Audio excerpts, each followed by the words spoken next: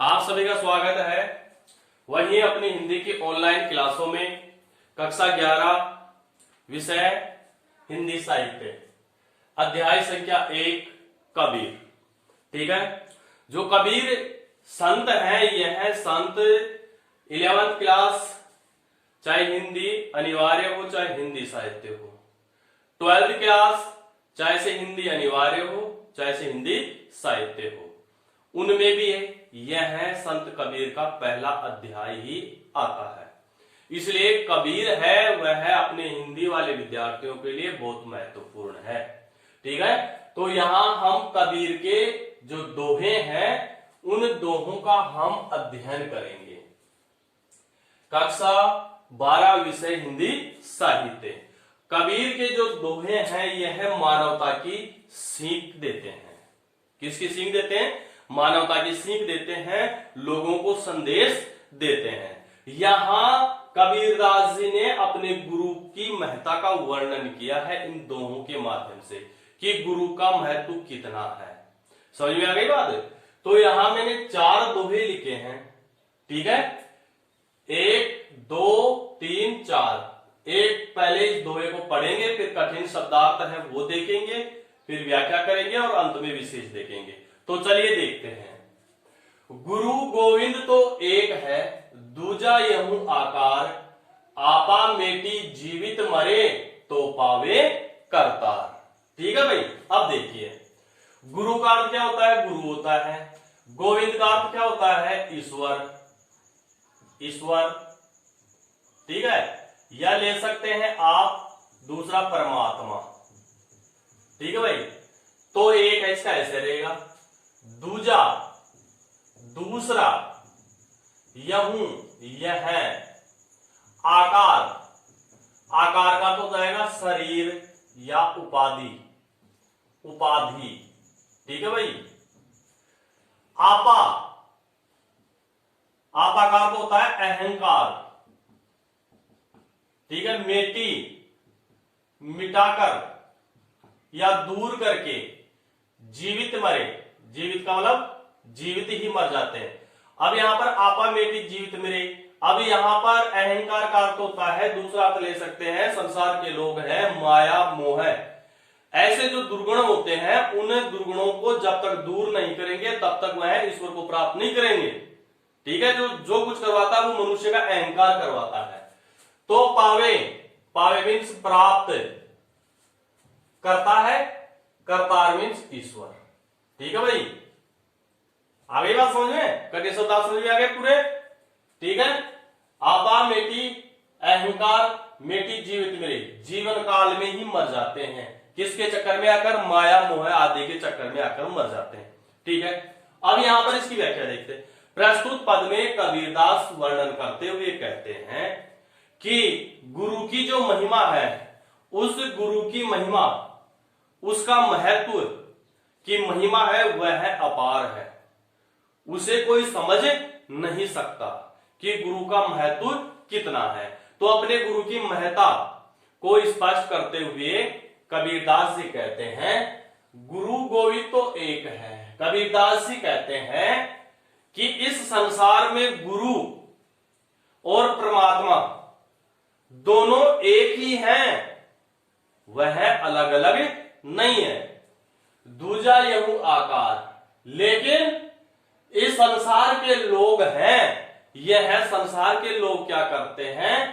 इनसे ईश्वर और गुरु को दोनों को एक दूसरे से उपाधियों में, शरीर में उन दोनों को अलग अलग मानते हैं। भाई ईश्वर अलग है और गुरु है वो अलग अलग है। तो शरीर के रूप में और उपाधियों के रूप में अलग अलग नाम देकर उसे बोलते हैं उपाधि। वह नाम देकर लोग उनको क्या करते हैं? अलग अलग पहचानते हैं। लेकिन कबीरदास जी के अनुसार अलग अलग नहीं है, गुरु और ईश्वर दोनों एक ही हैं। आपा मेटी जीवित मरे।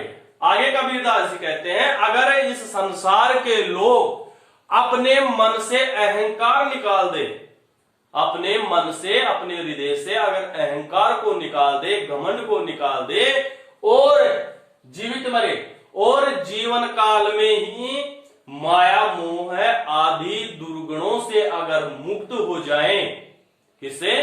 इन दुर्गुणों से मुक्त हो जाएं तो वह क्या करते हैं? ईश्वर को प्राप्त कर सकते हैं। तो पावे करता तो ईश्वर को वह प्राप्त कर सकते हैं, लेकिन वह माया मोह आदि जो दुर्गुण होते हैं उनमें जीवन काल में ही वह उसके वश में आकर मर जाते हैं, इसलिए वह उस ईश्वर को प्राप्त नहीं कर पाते।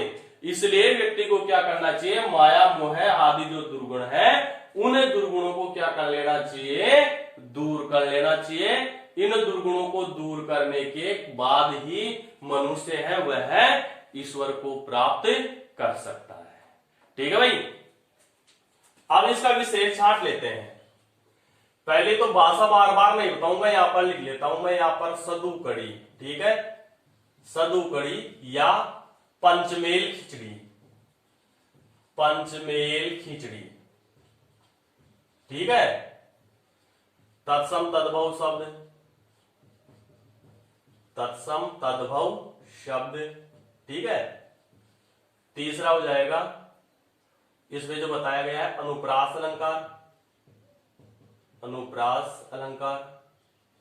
ठीक है, चौथा जो हो जाएगा उपदेशात्मक शैली है, उपदेश दे रहा है ना, उपदेशात्मक शैली है।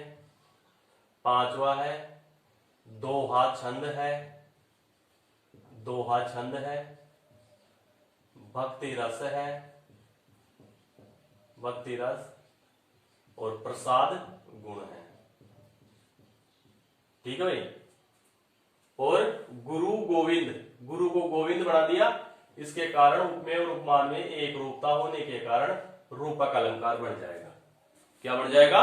रूपक अलंकार। इस प्रकार से इसकी जो विशेष अपना बनता है वो छाट लिया है। अब आगे जो चलेंगे उसमें अपन 1 2 3 4, ये 4 और ये 5, ये 5 तो ऐसे कैसे आपको याद रखने हैं। भाषा सदुगुणी, तत्सम, अनुप्रास, उपदेशात्मक और दोहाछंद तो इन सभी में है। ठीक है, तो बार बार नहीं बताऊंगा, यहीं पे समझ लेना। ठीक है, आगे जो होंगे कौन सा रस है और अलंकार कौन से होंगे वो मैं बता दूंगा। ठीक है ना, तो अब चलिए आगे। दूसरा, ज्ञान प्रकाशा गुरु मिल्या सो जिनी बिसरी जाई, जब गोविंद कृपा करी तब गुरु मिलिया आई। देखिए, ज्ञान प्रकाशा, प्रकाशा मीन्स प्रकाशित हुआ, मिलिया मिले, सो वह, जिनी नहीं, बिसरी भूलना या भूल, जाय मीन जाना, जब गोविंद ईश्वर कृपा दया तब गुरु मिलिया, मिलिया मीन्स गुरु से भेंट हुई या मिले। ठीक है भाई, आगे कबीरदास जी वर्णन करते हुए कहते हैं, अपनी गुरु की महत्ता का प्रतिपादन करते हुए कबीरदास जी कहते हैं, ज्ञान प्रकाशा गुरु मिला। ज्ञान, प्रश्नोपद में कबीरदास जी क्या कहते हैं वो सुनिए, यानी गुरु के ज्ञान के द्वारा ही मेरे हृदय में ज्ञान प्रकाशित हुआ। गुरु से मिला और गुरु ने मुझे क्या दिया? ज्ञान दिया। जो हृदय मेरा अंधकार से भरा हुआ था वह अंधकार है गुरु के द्वारा दिए हुए ज्ञान से वह क्या हो गया? दूर हो गया। तो ज्ञान प्रकाशा गुरु मिला, यानी गुरुजी जब मिले तो उन्होंने मेरे हृदय में ज्ञान रूपी प्रकाश था, वह प्रकाश मेरे हृदय में उन्होंने प्रकाशित किया। सो जिनी बिसरी जाई, तो वह ज्ञान रूपी प्रकाश है, वह ज्ञान रूपी प्रकाश अब कैसे बुलाया जा सकता है?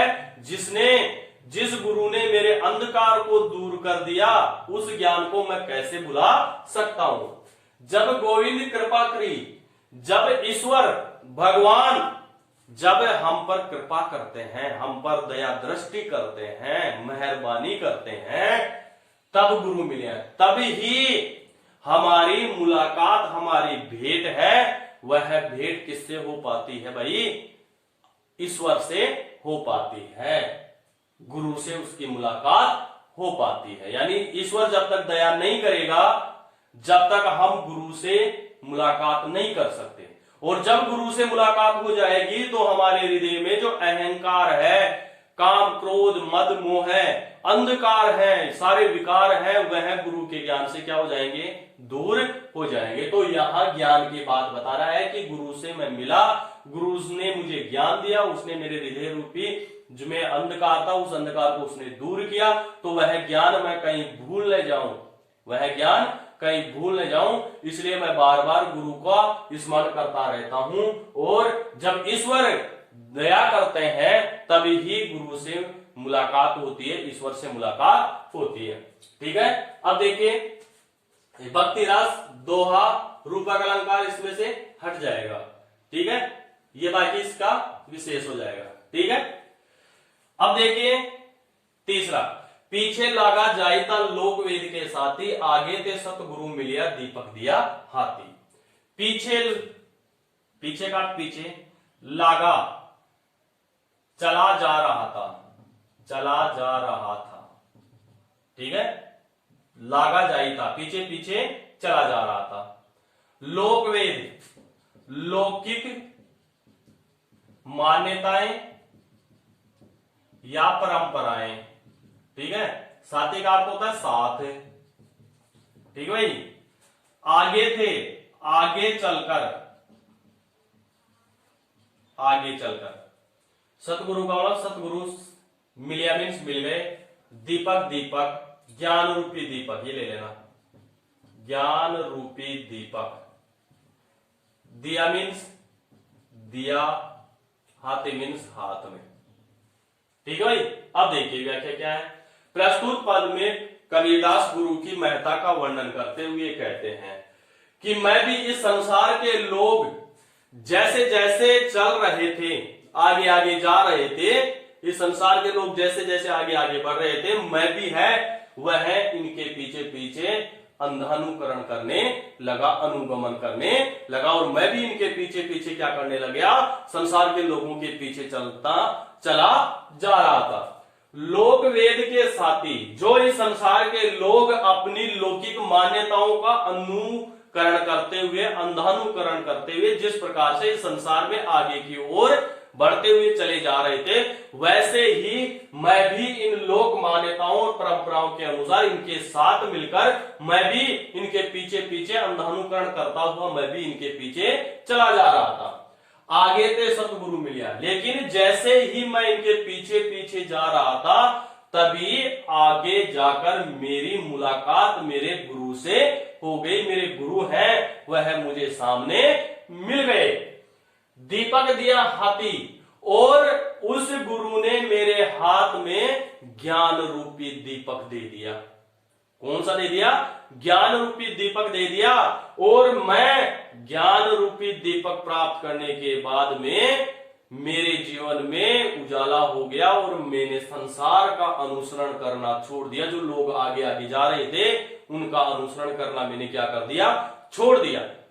ठीक है, और ज्ञान का उदय होते ही मैं ईश्वर की भक्ति में लीन होने लगा। यार ठीक है, ये कहने का तात्पर्य है कि लोगों की परंपराओं के अनुसार हमें अंधानुकरण नहीं करना चाहिए, हमें गुरु के ज्ञान के अनुसार ही हमें सही मार्ग की ओर जाना चाहिए, गलत रास्ते की तरफ हमें नहीं जाना चाहिए। कौन कह रहा है? ये कबीरदास जी कह रहा है।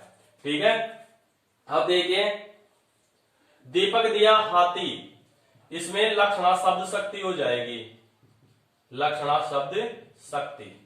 ठीक है, और बाकी इसमें ऐसे के ऐसे ही ये आ जाएगा। ठीक है भाई, चौथा देखिए अब, बूढ़ा था पे उबरा गुरु की लहरी चमकी, भेरा देखा जर्जरा तब उतर पड़ी फ्रंकी।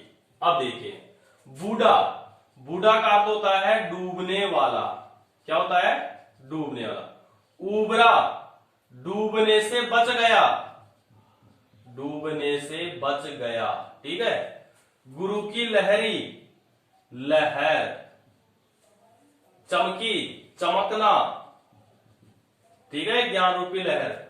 भेरा देखा, भेरा का मतलब होता है पुरानी नाव, नाव। जर्जरा, टूटी फूटी या जीर्ण, उतरी पड़े, नीचे उतर आया, ऐसे ले लेना, नीचे उतर आया, फ्रंकी शीघ्रता से या जल्दी से। ठीक है, कोई अर्थ नहीं बचा अपने पास, सारे कठिन शब्दार्थ अपन ने देख लिए हैं। अब देखिए, वहीं गुरु की महत्ता का वर्णन करते हुए कबीरदास जी कहते हैं, बूढ़ा था पे उबरा, मैं क्या करने वाला था, डूबने ही वाला था। अब क्या डूबने वाला था, यहां वर्णन नहीं है, आगे बताएगा।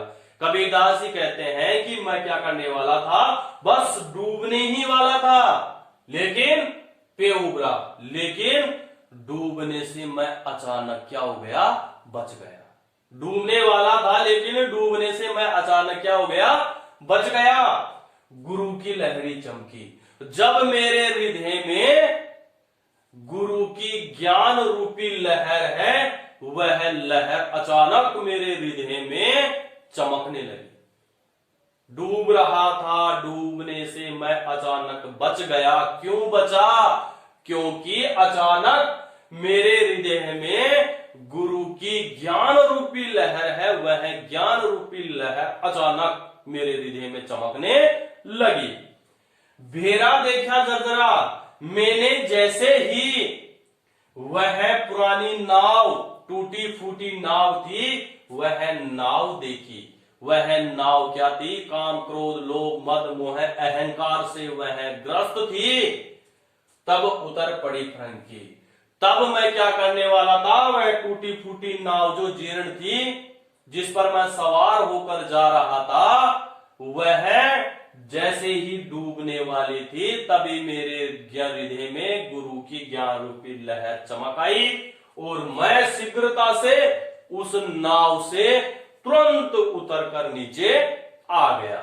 यानी कहने का तात्पर्य यह है, ध्यान से सुनिए, कबीरदास जी है किसी टूटी फूटी नाव में एक स्थान से दूसरे स्थान पर जाने के लिए उसमें बैठ गए, लेकिन बैठने के बाद में कबीरदास जी को यह पता चला कि यह नाव तो बिल्कुल टूटी फूटी है, जीर्ण अवस्था में है। अब यहां टूटी फूटी का अर्थ होता है कि व्यक्ति है वह काम क्रोध लोभ मद मोह ईर्ष्या आदि दुर्गुणों में क्या होते हैं, ग्रसित होते हैं, और ग्रसित होने के बाद में वह अपने जीवन को क्या कर देते हैं, डुबो लेते हैं, सांसारिक जीवन में ही वो मर जाते हैं और ईश्वर को प्राप्त नहीं करते हैं। तो ऐसे कबीरदास जी ने जीर्ण टूटी फूटी नाव इसलिए कहा है।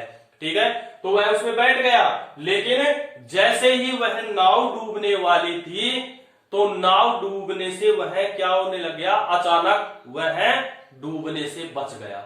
क्यों बच गया, क्योंकि वह शीघ्रता से जल्दी से वह उस नाव में से उतर गया, दौड़कर कूद गया कबीरदास जी। क्यों कूदा, क्योंकि कबीरदास जी के हृदय में क्या हुआ, ज्ञान रूपी गुरु की जो लहर थी, वह लहर क्या हो गई, चमक गई। और कबीरदास जी ने महसूस किया कि अगर मैं नहीं उतरूंगा तो यह नाव मुझे भी डुबो देगी और खुद भी डूब जाएगी। इसलिए गुरु के ज्ञान का बहुत महत्व यहाँ कबीरदास जी ने बताया है।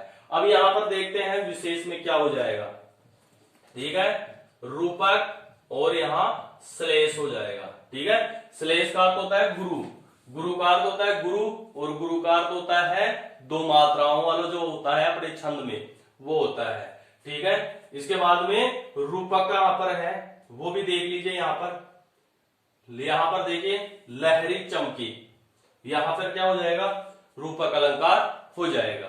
ठीक है, इस प्रकार से यह चार जो दोहे हैं कबीरदास जी के हमने यहां पर पढ़े हैं। अगर आप अपने चैनल पर नए हैं तो आप इस चैनल को सब्सक्राइब कर लीजिए, बेल आइकन को आप प्रेस कर दीजिए और लाइक करना न भूलें। और अगर आपको कुछ समझ में नहीं आता है तो आप नीचे WhatsApp helpline number description box में दिए हुए हैं, कवि परिचय वहां दिया हुआ है, वहां जाकर आप मुझे बता सकते हैं। और सब्सक्राइब करने के बाद में अपने जो वीडियो है, सारे वीडियो मैंने डाले हुए हैं, तो चैनल को सब्सक्राइब करने के बाद में आप चैनल पर क्लिक करने के बाद में जो वीडियो होते हैं, ऑप्शन होता है ऊपर, उस वीडियो पे जाए, वीडियो पर आपको सारे वीडियो हैं वहां पर आपको मिल जाएंगे। ठीक है, तो इस प्रकार से आज हम इतने ही पढ़ेंगे, ज्यादा नहीं पढ़ेंगे। तो आज के लिए बस इतना ही। सभी विद्यार्थियों को धन्यवाद।